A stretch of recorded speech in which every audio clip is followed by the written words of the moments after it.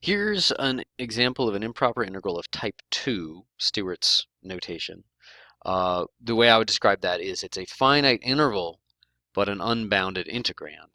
The previous case was an unbounded interval. And so you're going to see that by an integrand with a vertical asymptote.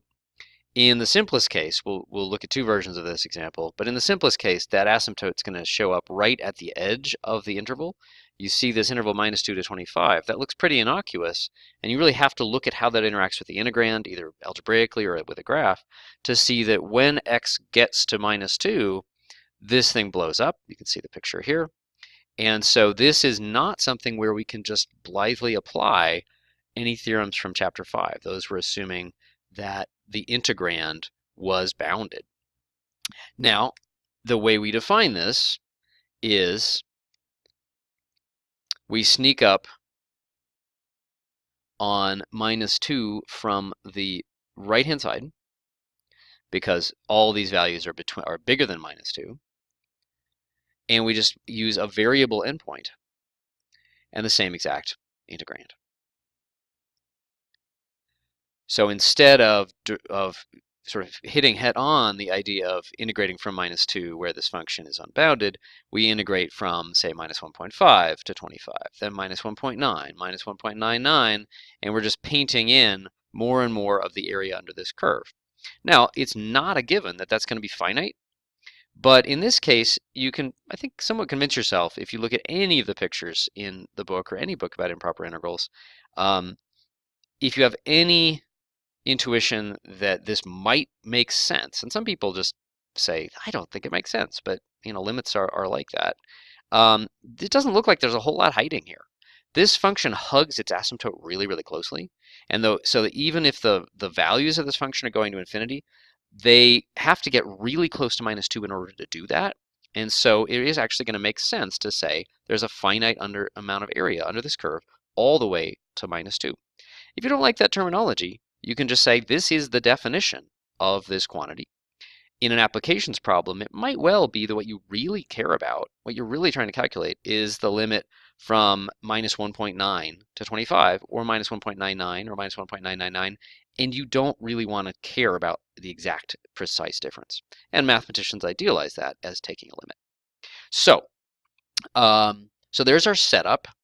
Oh, just a little bit of intuition about, is this likely to converge? Is it likely to give a finite answer? The fact that this hugs its asymptote so closely, if you didn't have the graph, you'd still be able to tell 1 over a cube root. I take x, it's close to -2, so x plus 2 is a very small number, close to 0.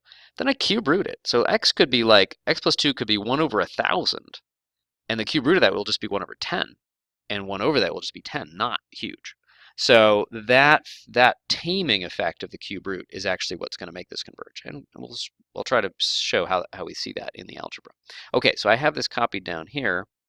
And so how do we want to do that? Well, this is not the hardest integral in the world to do, but let me show you an example, again, like the second version I did in the previous video, of how would we do that with a u sub and carry all the parts of the integral together with the u sub. You don't have to do this. The alternate method, I won't show it in this video, is just do the indefinite integral of this function without the limits, and then second step, plug in 25 and t to get a function of t, and then third step, take the limit. But let me just show you where we can kind of do it all together. So the u sub is real simple. U is x plus 2, du equals dx. The tricky part, though, might be the limits. If x is t, whatever t is, then u is just going to be t plus 2. As always, you just plug in whatever x is. If it's a number, then you get a number. If it's some other variable like t, you're just going to get a variable expression. And the main thing is to just realize that there's nothing wrong with doing that. Okay, and then at the top limit, it's just going to be 27. Whoa, hello. I don't want to nest it, thank you. Okay, so now this is going to be the integral from t plus 2 to 27 of du over, and then that's going to be the cube root of u. Let me just rewrite that, though. That's going to be u to the minus 1/3 du, because that, of course, makes it easier to integrate. Okay, so that's all nice and self-contained. I tend to like that. Okay, the integral of that guy is going to be 3/2 u to the 2/3. So I've done that integral. Now that turns into an evaluation bar. Okay.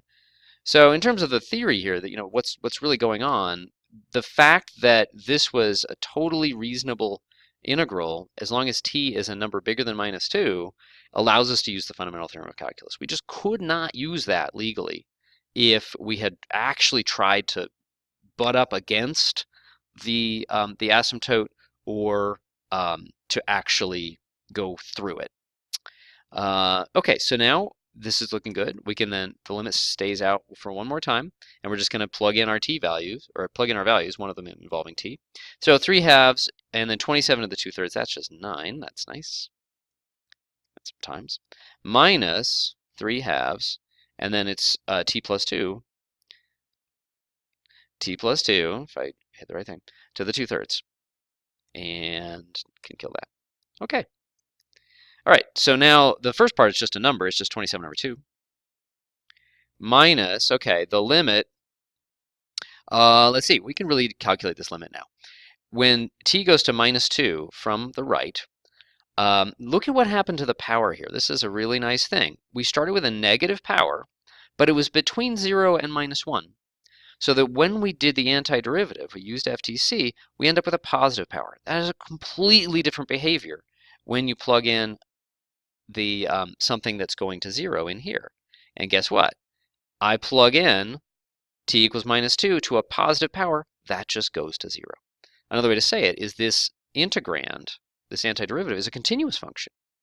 And this value, when I plug in the t, is continuous at t equals -2, and in fact, it evaluates to 0. And so we get 27 over 2, or 13.5. Okay, so there's our answer. And in particular, let me just emphasize this. So in particular, the integral, the improper integral, let me write that. You're really going to want to be able to say this very, very explicitly, that you've found that this converges. There will be some methods where you can see divergence coming way in advance of this and not have to go through a bunch of explicit calculations and just have the disappointing answer, oh, it doesn't make sense, or it goes to infinity, or whatever. But here, it was not that bad to go through it and then find, okay, yes, this limit actually does exist. When we get it down to an explicit algebraic limit, it totally made sense, and it does have this finite answer. Let me show you, I don't think it's getting too long. Let me just show you a slight variation of this. Well, actually, no, I'll make it a part 2.